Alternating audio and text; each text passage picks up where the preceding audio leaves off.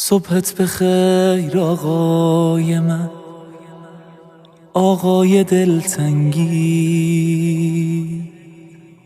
صبحت بخیر آقای من، آقای تنهایی.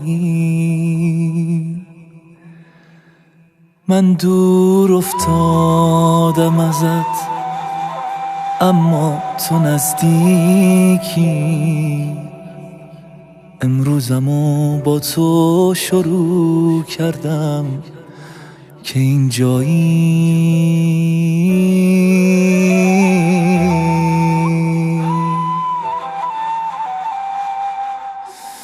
گناه من به انتظار تو نشست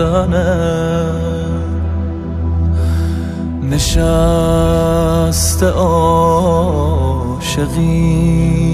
گناه عشق رفتنه. اگر که دل خوشی به من گناه از تو نیست.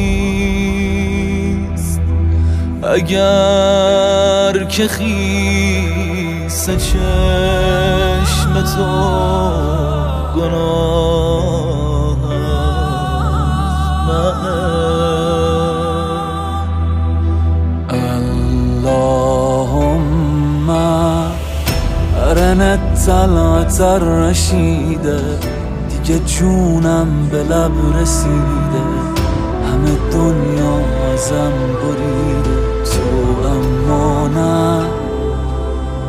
عهد میبندم دیگه عشقاتو در نیارم، ولی سخت دووم بیارم، توی عشق تو کم میذارم، تو اما نه.